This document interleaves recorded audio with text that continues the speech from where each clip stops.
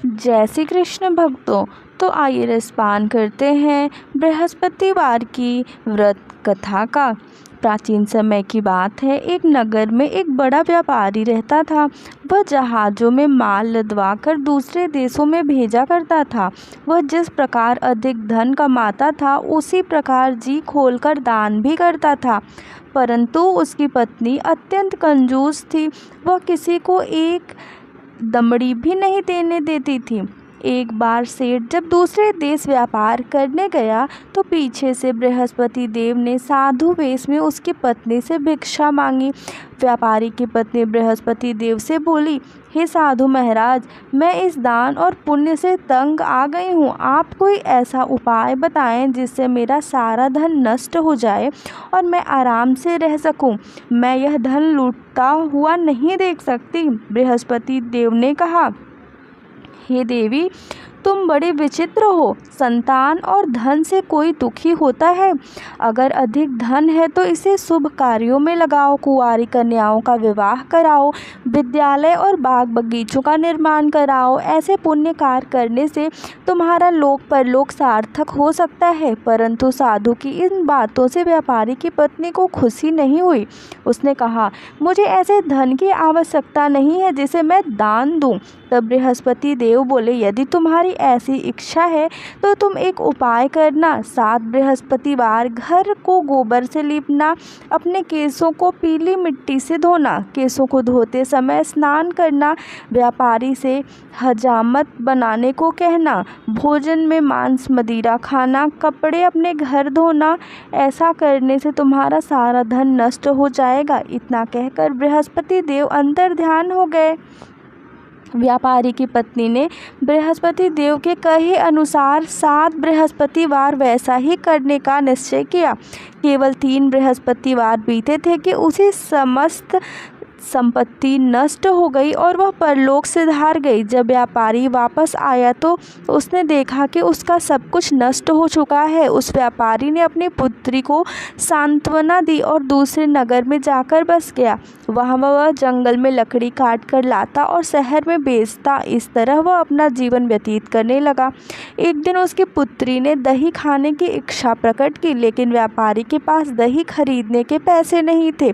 वह अपनी पुत्री को आश्वासन देकर जंगल में लकड़ी काटने चला गया। वहाँ एक वृक्ष के नीचे बैठ अपनी पूर्व दशा पर विचार कर रोने लगा। उस दिन बृहस्पतिवार था। तभी वहाँ बृहस्पति देव साधु के रूप में सेठ के पास आए और बोले, हे मनुष्य, तुम इस जंगल में किस चिंता में बैठे हो? तब व्यापारी बोला, हे महाराज, आप सब कुछ जानते हैं। इतना कहकर व्यापारी अपनी कहानी सुनाकर रो पड़ा। बृहस्पति देव बोले, देखो बेटा, तुम्हारी पत्नी ने बृहस्पति देव का अपमान किया था, इसी कारण तुम्हारा यह हाल हुआ है। लेकिन अब तुम किसी प्रकार की चिंता मत करो। तुम गुरुवार के दिन बृहस्पति देव का पाठ करो।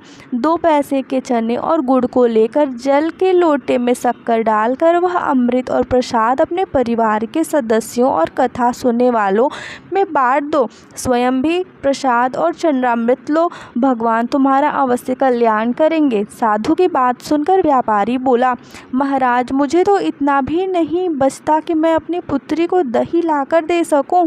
इस पर साधु जी बोले, तुम लड़कियां लकड़ियां शहर में बेचने जाना। तुम्हें लकड़ियां के दाम पहले से चौगुने मिलेंगे, जिससे तुम्हारे सारे कार्य सिद्ध हो जाएंगे। उसने लकड़ियां काटी और शहर में बेचने के लिए चल पड़ा। उसकी लकड़ियां अच्छे दाम में बिक गई, जिससे उसने अपनी पुत्री के लिए दही लिया और गुरुवार की कथा हेतु चना गुड़ लेकर कथा की ओर प्रसाद बांटकर स्वयं भी खाया। उसी दिन से उसकी सभी कठिनाइयां दूर होने लगी। परंतु अगले बृहस्पतिवार को वह कथा करना भूल गया। अगले दिन वहां के राजा ने एक बड़े यज्ञ का आयोजन कर पूरे नगर के लोगों के लिए भोज का आयोजन किया। राजा की आज्ञा अनुसार पूरा नगर राजा के महल में भोज करने आया, लेकिन व्यापारी व उसकी पुत्री तनिक विलंब से पहुँचे। अतः उन दोनों को राजा ने महल में ले जाकर भोजन कराया। जब वे दोनों लौट कर आए तब रानी ने देखा कि उसका खूंटी पर टंगा हार गायब है। रानी को व्यापारी और उसकी पुत्री पर संदेह हुआ कि उसका हार उन दोनों ने ही चुराया है। राजा की आज्ञा से उन दोनों को कारावास की कोठरी में कैद कर दिया गया।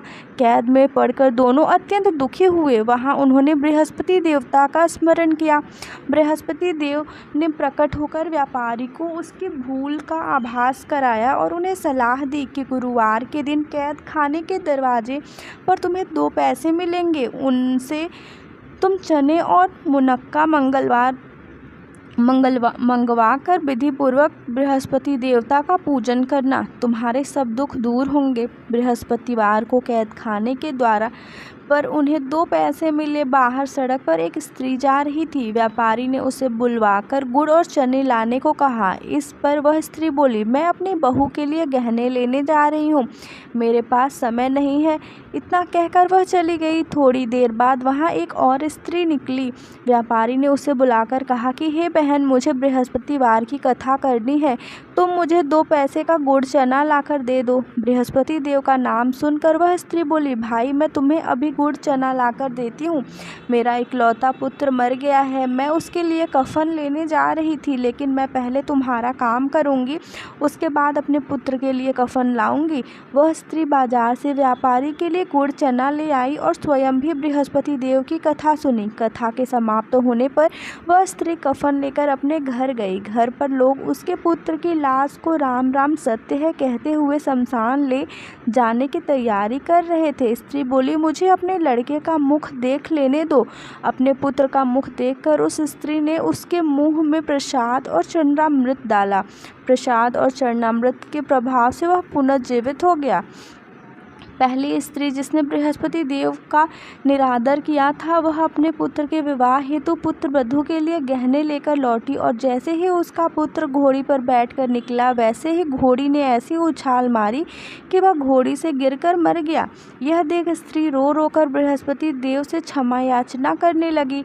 उस स्त्री की याचना से बृहस्पति देव साधु वेश में वहां पहुंचकर कहने लगे, देवी तुम्हें अधिक विलाप करने की आवश्यकता नहीं है, यह बृहस्पति देव का अनादर करने के कारण हुआ है। तुम वापस जाकर मेरे भक्त से क्षमा मांगकर कथा सुनो, तभी तुम्हारी मनोकामना पूर्ण होगी। जेल में जाकर उस स्त्री ने व्यापारी से माफ़ी मांगी और कथा सुनी। कथा के उपरांत वह प्रसाद और चरणामृत लेकर अपने घर वापस गई। घर आकर उसने चरणामृत अपने मृत पुत्र के मुख में डाला। चरणामृत के प्रभाव से उसका पुत्र भी जीवित हो उठा। उसी रात बृहस्पति देव राजा के सपने में आए और बोले, हे राजन, तूने जिस व्यापारी और उसकी पुत्री को जेल में कैद कर रखा है वह बिल्कुल निर्दोष है। तुम्हारी रानी का हार वहीं खूंटी पर टंगा है। दिन निकला तो राजा रानी ने हार खूंटी पर लटका हुआ देखा। राजा ने उस व्यापारी और उसकी पुत्री को रिहा कर दिया और उन्हें आधा राज्य देकर उनकी पुत्री का विवाह उच्च कुल में करवाकर दहेज में हीरे जवाहरात दिए। तो इस प्रकार से बृहस्पतिवार की कथा संपूर्ण हुई। जय श्री कृष्ण।